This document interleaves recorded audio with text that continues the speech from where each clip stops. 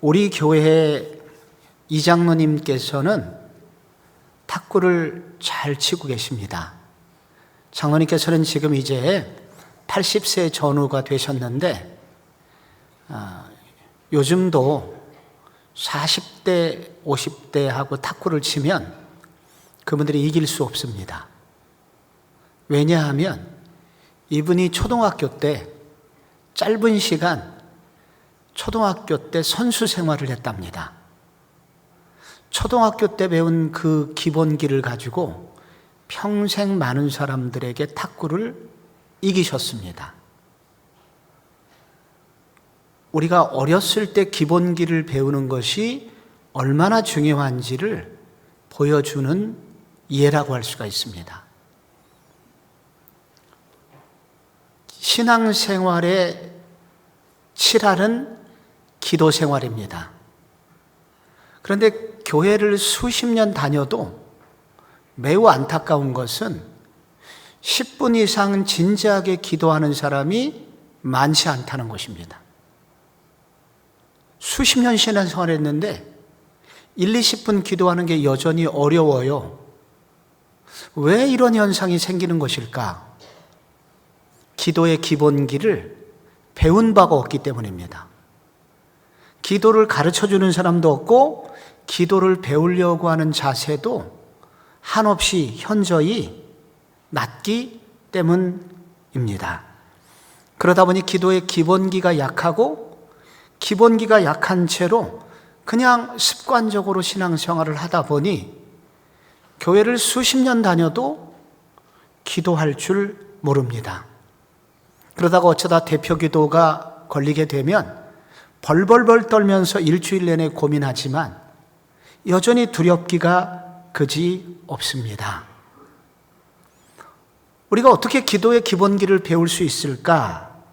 그것은 제자들이 예수님께 기도의 기본기를 배운 것처럼 모든 성도들도 바로 예수님께서 가르쳐 주신 그 기도를 배워야 합니다.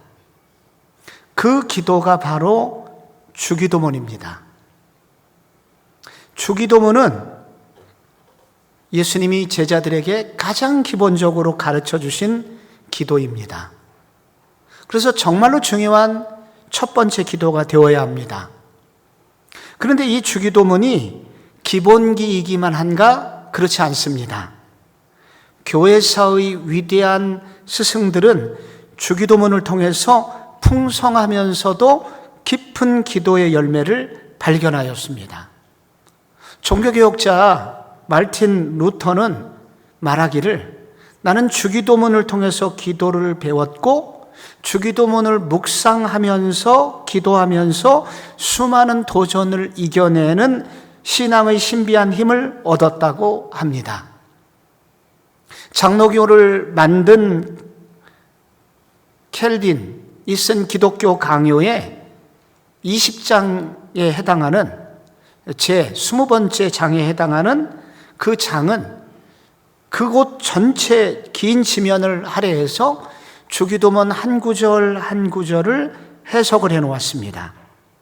그러면서 그는 성도들에게, 모든 성도들에게 필요한 모든 것이 주기도문에 다 들어있다라고 설명을 했습니다. 그런데 그럼에도 불구하고 이런 중요성과 많은 그 신앙의 위인들이 주기도문을 통해서 이렇게 많이 배웠음에도 불구하고 여전히 많은 사람들은 이 주기도문을 통해서 보물을 발견하지 못하고 있습니다. 왜 그러냐면 익숙하기 때문입니다. 다 알고 있다고 생각하기 때문입니다. 그래서 우리는 어떻게 하면 이런 익숙함이라는 함정으로부터 벗어나서 이 주기도문이 가지고 있는 이 풍요로운 풍성함 속으로 들어갈 수 있을 것인가? 그것은 예수님의 제자들이 떨리는 마음으로 예수님께 기도를 가르쳐 주세요. 그렇게 마음으로 그 현장으로 가서 우리도 예수님으로부터 기도를 배우겠다는 그런 심정으로 돌아갈 때 가능합니다. 또 하나는 교회사의 위대한 스승들이 주기도문을 통해서 구체적으로 어떻게 기도했는지를 배울 때 가능합니다. 어느 분이 이런 얘기를 했습니다. 이 어느 분은 이 팀 켈러라는 미국의 수년 전 소천하신 목사님이신데, 그는 기도라는 책에서 이렇게 말했습니다. 난생 처음 기차를 본 사람이 기찻길 옆에 사는 친구에게 그 집을 방문을 해서 기차를 처음 본 것과 같다고 설명을 했습니다. 어떤 쇳덩어리가 굉음 소리를 내면서 빠른 속도로 지나가는 것을 처음 본 시골 사람, 처음 본 산골 사람, 얼마나 놀랬겠습니까? 그리고 얼마나 감동했겠습니까? 어떻게 저렇게 빨리, 어떻게 저렇게 많은 사람들을 태우고 갈 수 있다는 말인가? 저거는 도대체 무엇인가? 그런 심정으로 주기도문을 탐구해 봐라. 그러면 우리는 이 주기도문을 통해서 이 놀라운 보물을 배우게 될 것이다. 이 주기도문은 성경에 두 군데 나옵니다. 누가복음 11장에 나오고 마태복음 6장에 나옵니다. 누가복음 11장에 보면은 똑같이 예수의 제자들이 예수님께 기도를 가르쳐 주세요 라고 기도를 배우고자 합니다. 당시 유대인들이 기도가 없었던 것이 아닙니다. 기도문이 있었습니다. 그런데 어떤 기도문이 있었냐면 카디시라는 기도문이 있었는데, 그것은 비교적 짧은 기도문입니다. 그리고 또 하나 테필라라는 기도문이 있었는데, 이것은 18번 축복 기도인데 18개의 기도문으로 된 제법 긴 기도문이 있었습니다. 또 하나 당시에 세례 요한이 가르쳐준 기도문도 있었습니다. 이렇게 기도문이 없었던 것이 아닌데 예수의 제자들은 예수님께 기도를 가르쳐 주세요 라고 부탁을 했습니다. 왜 그랬냐면 예수님의 기도에는 무엇인가 다른 것이 있었기 때문입니다. 예수님의 기도에는 무엇인가 달랐던 거예요. 그분에게 놀라운 평화도 있었고, 기도 후에 귀신 들린 자를 향하여 기도할 때, 예를 들자면 귀신이 떠나기도 하고, 병자를 위하여 기도할 때 병이 떠나기도 하고, 그리고 혹은 많은 기적들도 나타나는 것을 보았습니다. 예를 들자면 마가복음 8장 34절에 하늘을 우러러 탄식하시며 그에게 이르시되 에바다 하시니 이는 열리라 라는 뜻이다. 그래서 이때 귀가 먹고 말을 못하는, 여러분 그 병자를 향하여 예수님이 고치시기 전에 하늘을 우러러 탄식하셨습니다. 기도했다는 거죠. 그리고 에바다 그랬는데 열리라 그랬더니 그가 곧 말을 하고 듣게 됐죠. 기적이 일어나게 된 것입니다. 마가복음 6장에는 예수님께서 오병이어의 기적을 베푸시는 장면인데, 오병이어의 기적은 언제 시작이 되냐면 떡 5개와 물고기 2마리를 이제 누군가 어느 제자가 그 소년으로부터 가져오게 되죠. 그것을 받으시고 하늘을 우러러 축사하시고 기도하셨다는 거죠.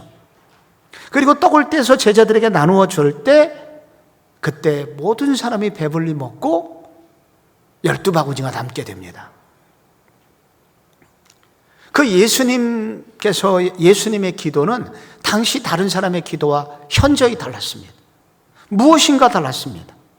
그때 제자들은 예수님 기도를 가르쳐 주세요 라고 부탁을 하게 되는 것입니다. 우리는 보통 기도를 어디서 배우나? 대부분 배운 적이 없습니다. 그냥 보는 겁니다. 교회 와서 저분은 어떻게 기도하나? 그냥 보고 대부분이 그것을 기도라고 생각합니다. 그래서 기도를 배운 적이 없어요. 그러므로 저희들이 이런 기도를 우리도 배워야 되고 누군가에게 가르쳐야 되고 자녀들에게도 기도를 이렇게 하도록 기도를 가르치는 습관이 있어야 됩니다. 한번 여러분들에게 누군가에게 물어보십시오. 기도를 배운 적이 있습니까? 놀랍게 없다고 하시는 분이 90%. 자녀들에게 기도를 가르친 적이 있습니까? 교회 가서 기도해라 그런 얘기는 했지만 기도는 이렇게 하는 거야 라고 기도를 가르쳐 주신 부모를 몇 사람이나 찾아낼 수 있을까요? 별로 그렇게 가르친 적이 없습니다.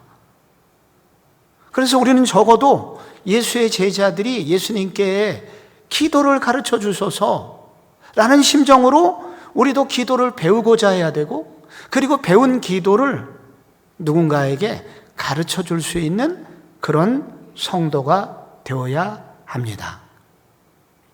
여러분, 또 하나 이 예수님의 기도, 가르쳐 주신 기도 주기도문이 어디에 나오냐면 산상설교, 마태복음 6장에 나옵니다.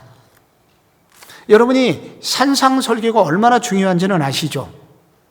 산상설교에는 마태복음 5장부터 5장, 6장, 7장을 산상설교라고 합니다.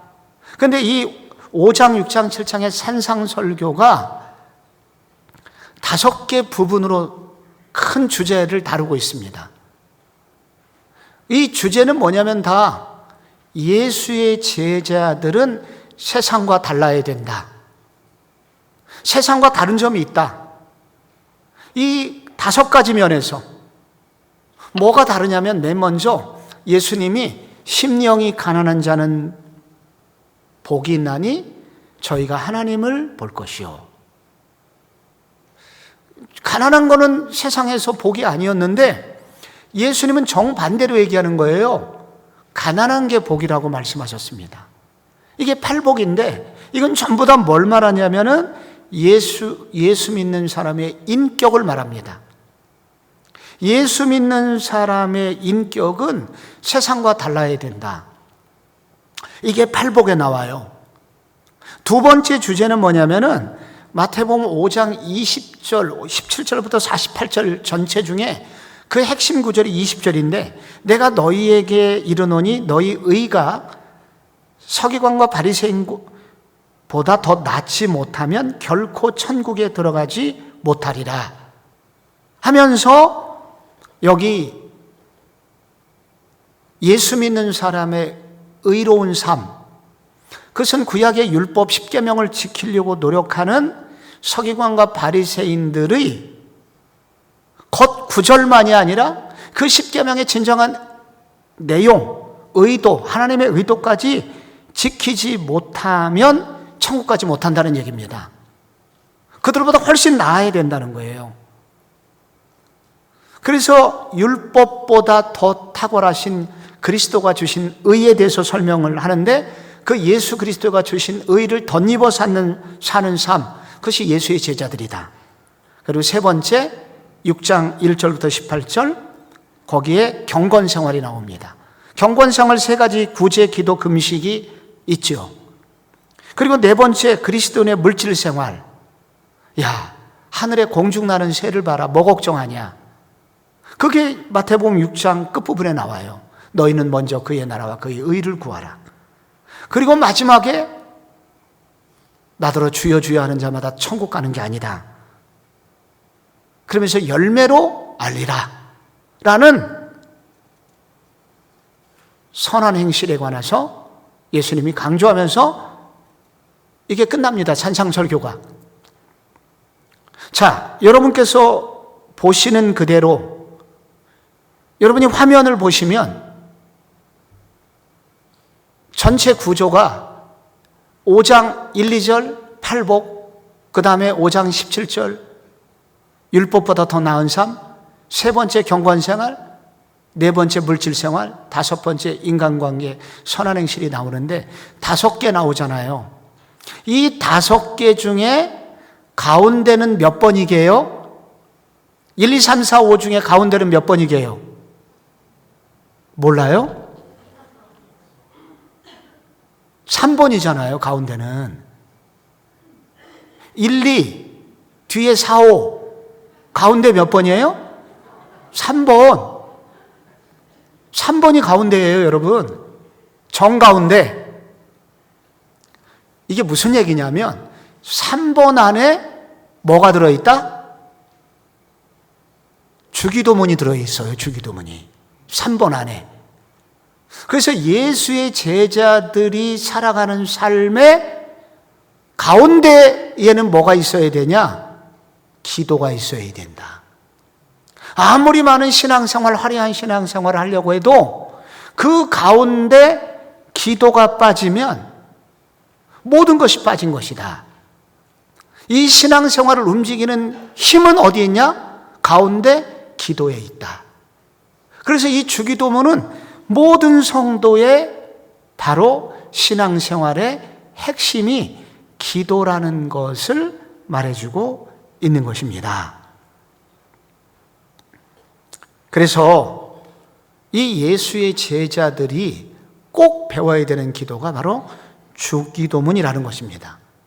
그런데 이 마태복음 산상설교에서 주기도문을 가르치시면서 주님께서 매우 제자들에게 주의할 거 한 가지를, 주의할 거 구체적으로는 2가지를 말씀하셨습니다.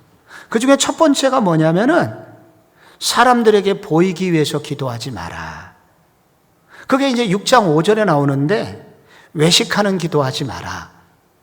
거기 여러분 5절 한번 같이 읽어볼까요? 시작. 또 너희는 기도할 때에 외식하는 자와 같이 하지 말라. 그들은 사람에게 보이려고 회당과 큰 거리 어귀에 서서 기도하기를 좋아하느니라. 내가 진실로 너희에게 이르노니 그들은 자기 상을 이미 받았느니라. 아멘.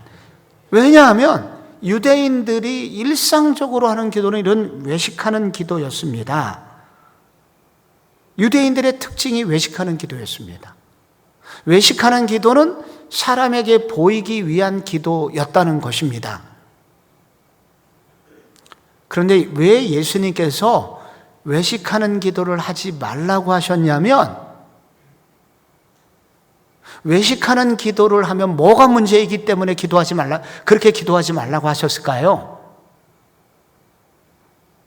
그 이유의 핵심은 뭐냐면은 외식하는 기도는 곧 우상숭배이기 때문입니다. 외식하는 기도는 우상숭배예요. 이 기도 중에 이게 우리가 그 데이빗 폴리슨이라는 사람이 쓴 책에 보면은 우리가 겉으로 드러나는 우상보다 더 근원적인 우상이 있는데, 겉으로 드러나는 우상은 결국 내면에 있는 어떤 우상이 우상숭배를 지금 하고 있기 때문이라고 그는 우상에 대한 내용을 깊이 파헤친 책이 데이비드 폴리슨이라는 사람이 쓴 책에 나옵니다. 그런데 이게 우리한테 되게 도움이 되는데, 우리가 여러 가지 우상을 숭배할 수 있습니다. 우상은 곧 하나님보다 더 좋아하는 것이 우상입니다. 그래서 과도하게 집착하고 좋아하는 것이 우상입니다.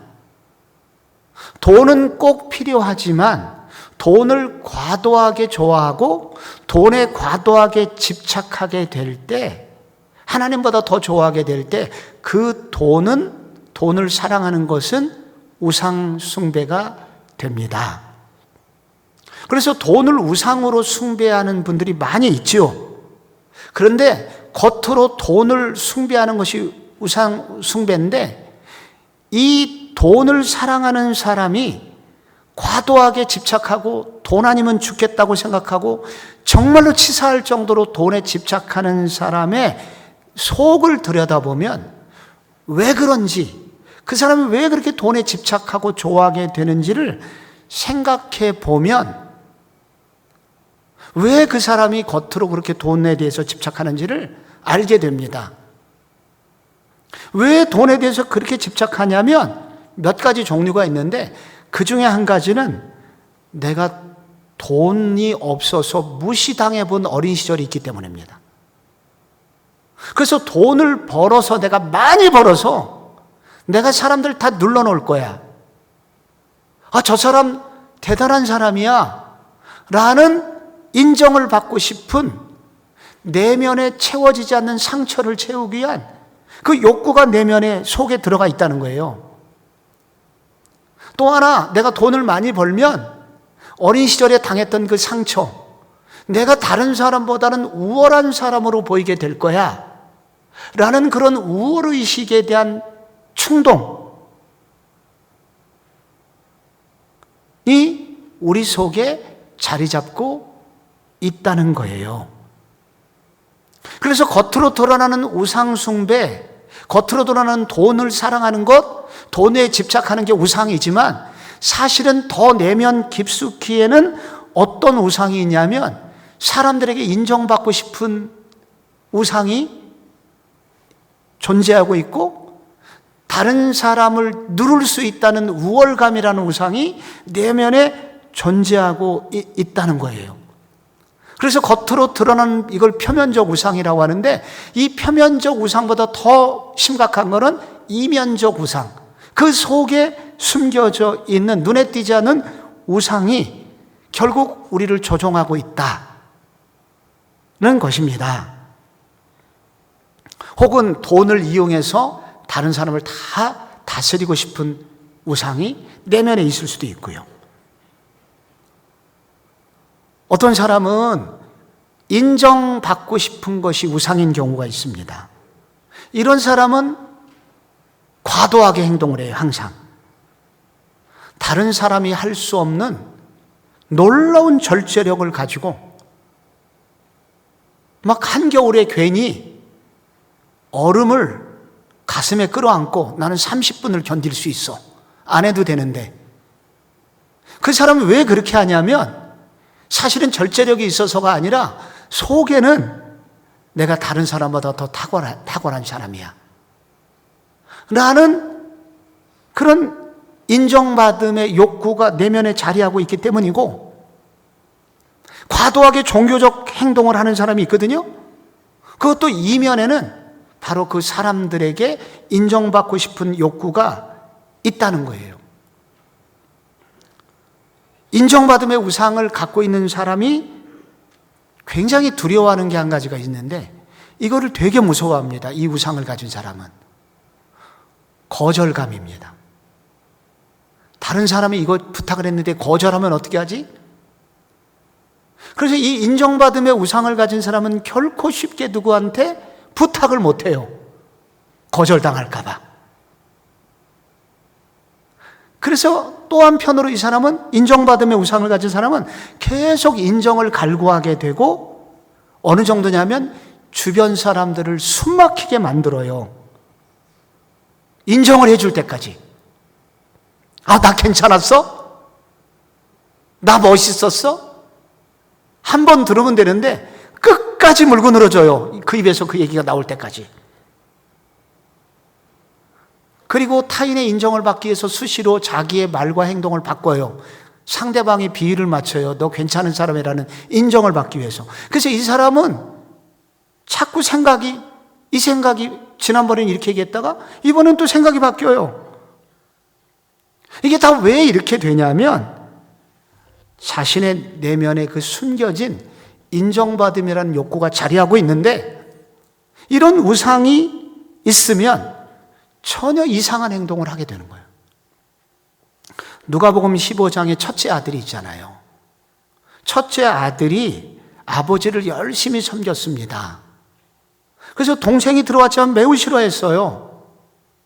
근데 이 첫째 아들이 뭐라고 그러냐면은 이 첫째 아들이 왜 그동안 열심히 성실하게 아버지를 섬겼느냐면 겉으로는 저 큰아들 대단한 아들이네. 정말 멋진 애하고 성실한 애야. 그런 줄 알았는데 첫째 아들이 그렇게 한 이유는 뭐였냐면 우상이 속에 있었기 때문이래요.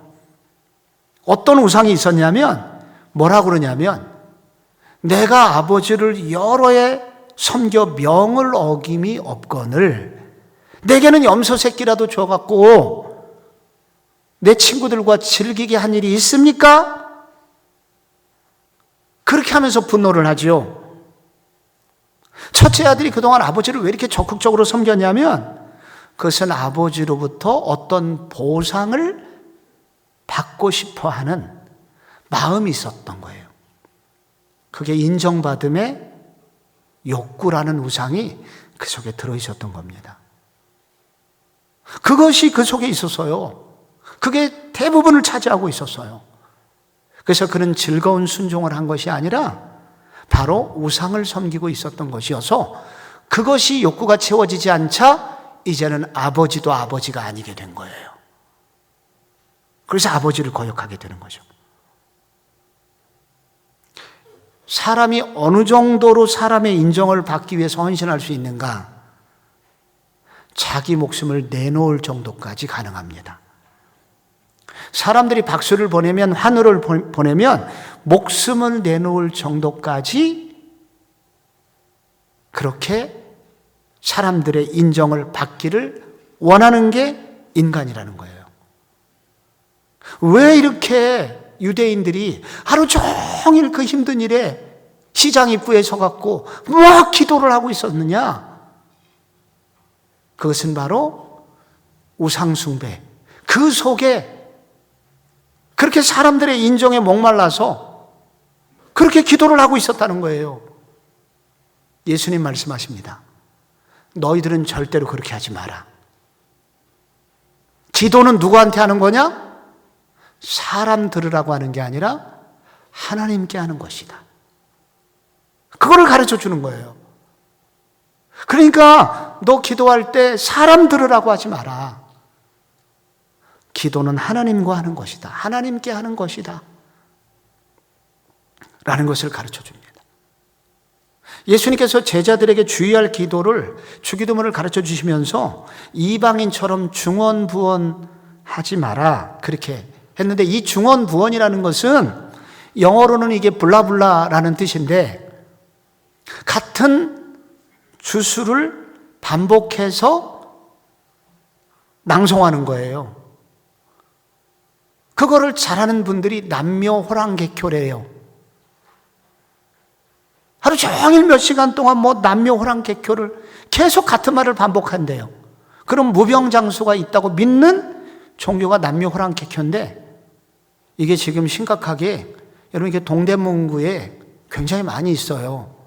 지금 우리 동네도 여러분 이 남묘호랑객교가 이제 종암동에도 굉장히 많이 들어와 있습니다. 근데 뜻을 물어보면 잘 몰라. 그게 무슨 뜻인지.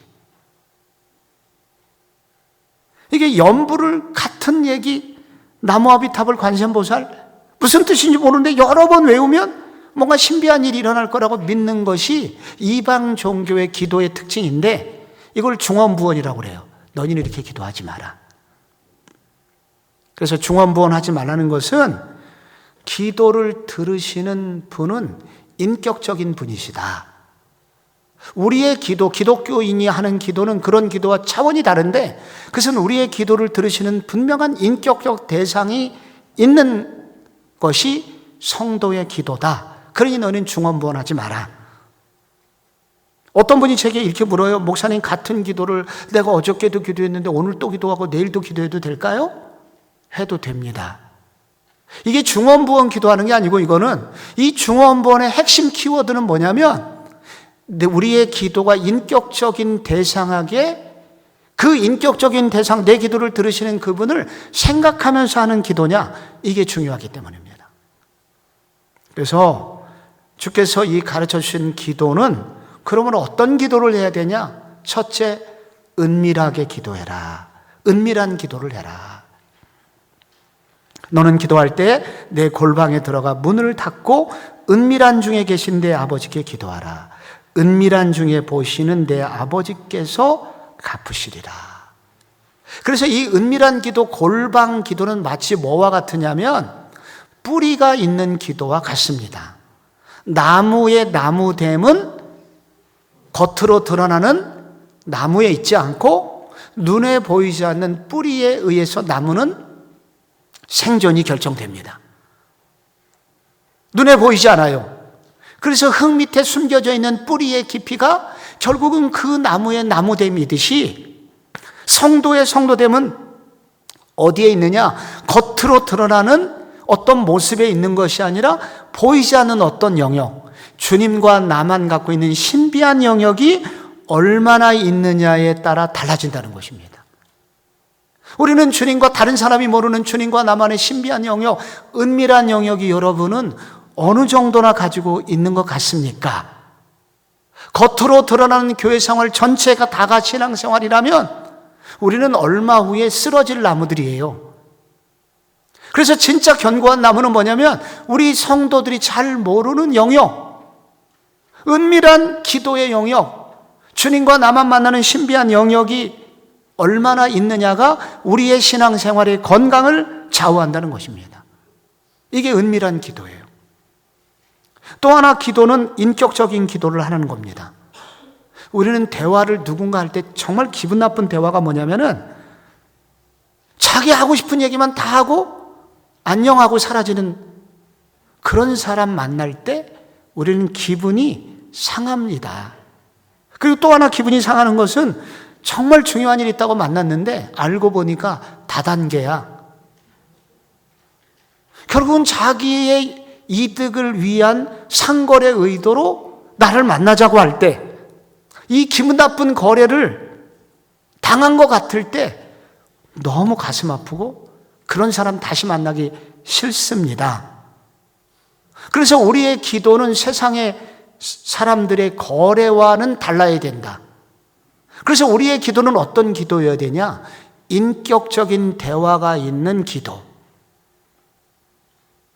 우리도 그런 사람을 만나면 너무 좋아요. 인격적인 교제가 있는. 그래서 그 기도가 되려면 셋째로 충분한 교제의 시간을 가질 계획을 해야 된다. 만나자마자 헤어진다면, 나 바빠서 오늘은 여기까지, 그리고 금방 사라진다면 우리는 정상적인 교제를, 인격적인 교제를 나눌 수가 없습니다. 그래서 저는 이 기도의 사람들의 책을, 제가 이제 몇 가지 책을 읽은 것을 요약을 했는데, E.M. 바운즈의 기도라는 책에 보면은, 여러분 거기 한번 읽어보세요. 대부분의 강력한 영적인 힘을 느끼는 기도는 많은 시간을 하나님과 함께한 결과다. 짰다고 간절한 기도가 되라는 법은 없지만, 그러나 하나님과의 친밀한 교제를 나누는 사람은 기도의 시간으로 평가된다. 온 밤을 새우며 씨름하는 기도를 말하지 않고 어찌 야곱의 승리를 내게도 허락해달라고 말할 수 있겠는가? 하나님은 어쩌나 한 번씩 잠깐 기웃거리다가 들락날락거리는 사람들에게 자신의 은혜를 나누지 않는다.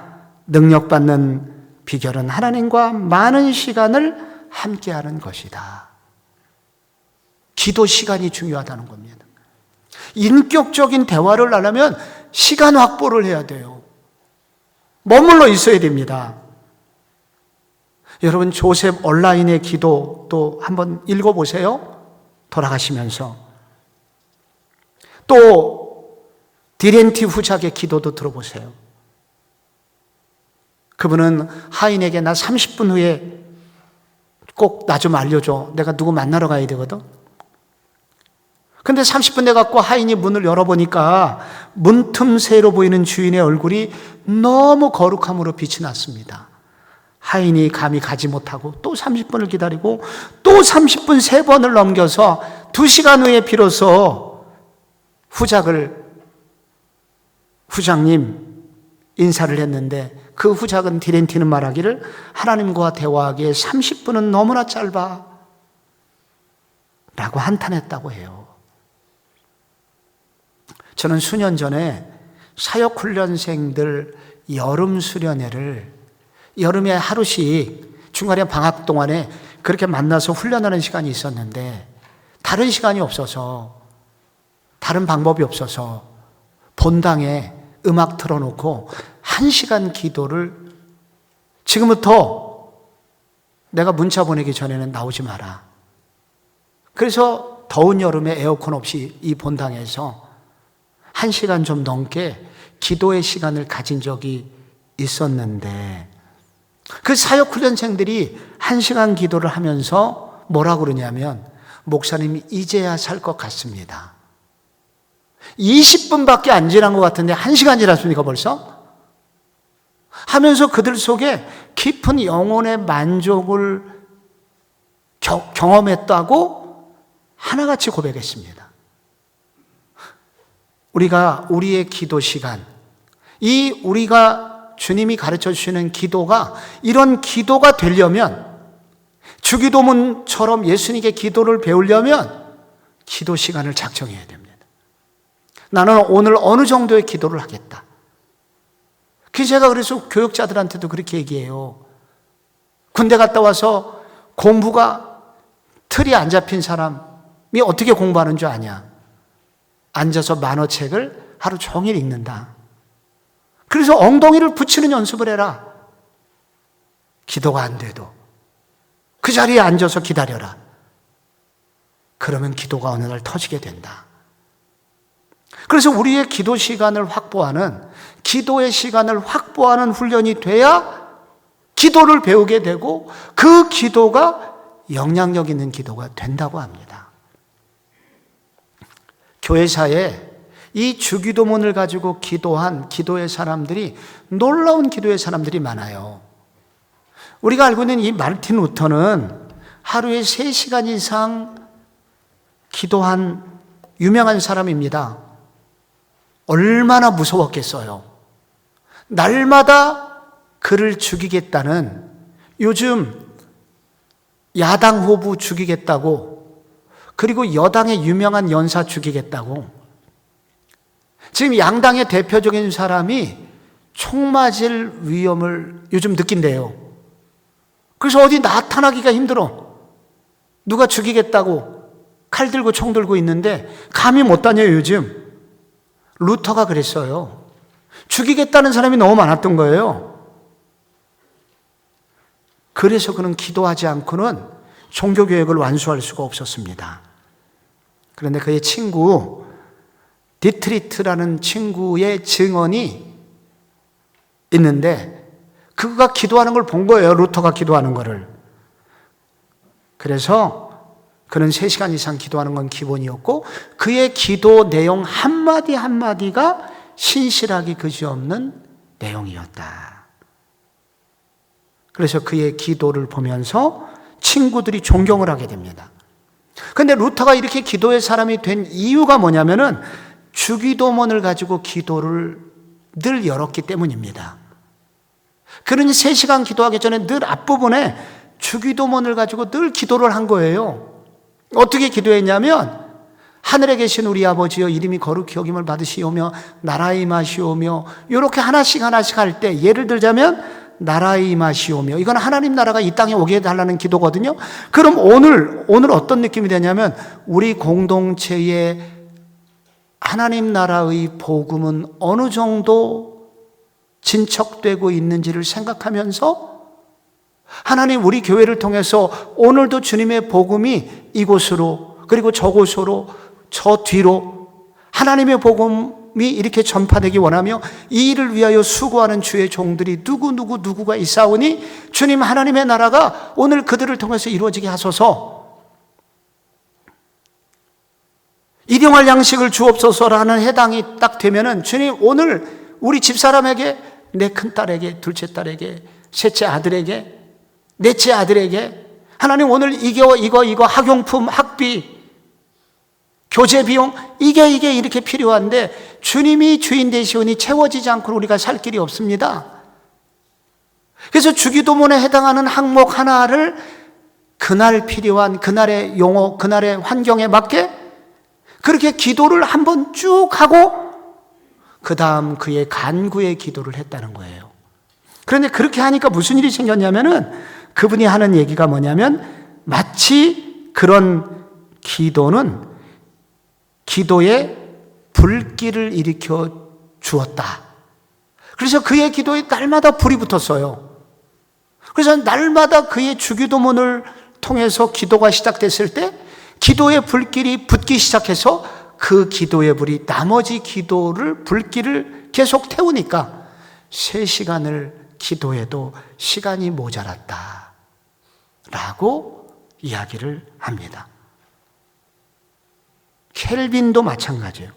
기독교 강요를 읽어보면 기독교 강요에 아까 얘기한 대로 한 장 전체가 가장 긴 페이지를 자랑하는 그 장에 주기도문이 전부 다 해설이 되어 있습니다. 그래서 그는 이 주기도문을 통해서 뭐라고 얘기했냐면 예수 그리스도는 풍요로운 기도의 곳간을 여는 열쇠로 이 기도문을 주셨다 라고 정의를 내렸습니다. 온 우주를 다스리시는 하늘아버지와 날마다 마주 앉아 그분 앞에 마음을 다 쏟아내고 그분이 귀 기울여 듣고 사랑해 주시는 경험을 하고 싶지 않은가?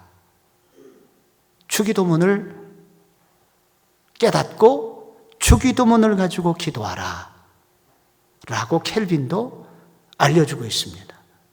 우리는 앞으로 이 주기도문을 한 구절 한 구절 그 해설도 듣겠지만 이 주기도문을 가지고 어떻게 깊이 기도할 것인가 하면서 주기도문의 내용을 가지고 하나님께 나아가 기도하는 연습을 하려고 합니다.